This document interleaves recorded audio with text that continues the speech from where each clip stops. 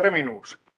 Allora, ho credo che la roba principale sia le ultime parole della dottoressa Osti. La questione è politica, no?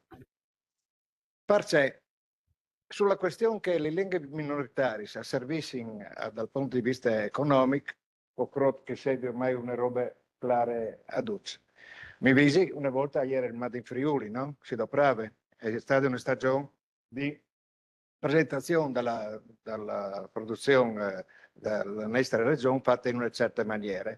Mi visi una roba dal 77, un impresario di Udin, aveva sede dove che si pubblicava in White, che era il giornale dei terremotati, no? Che è importante per la coesione che ha creato rispetto alle risposte alla ricostruzione del terremoto. Dite, fai io 10.000 copies di White, se mi metteste all'ultima pagina, che chi aveva un'industria di ceramiche, di piastrelli, no? Se mi mettete fur dut, cioè capive la necessità in un momento in cui il tornado per il Furlan era una roba, no? Importante come riconoscimento di comunità, che anche la pubblicità dalla sua produzione aveva quel tipo di immagine. Un'altra roba, prima che si erassero le province, come fatti dal Friuli,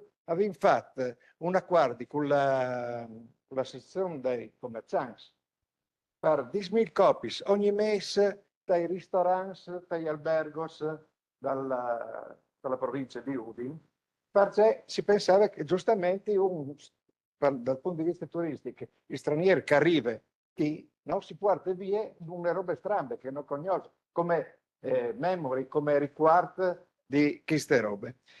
Quindi la lingua è un fattore economico e di curiosità.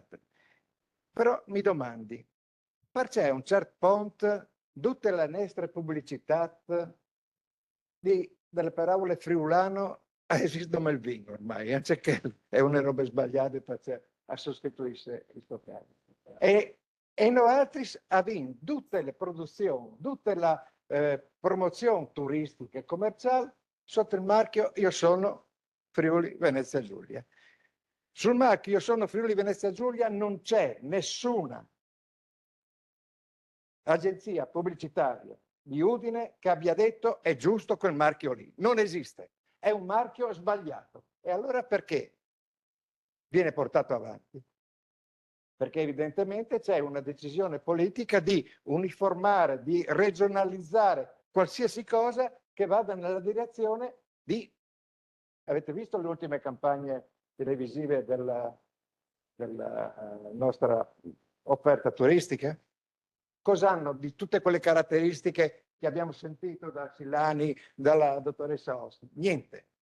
Cioè, della percezione di una terra speciale, di una produzione speciale, di un nome accattivante che dimostra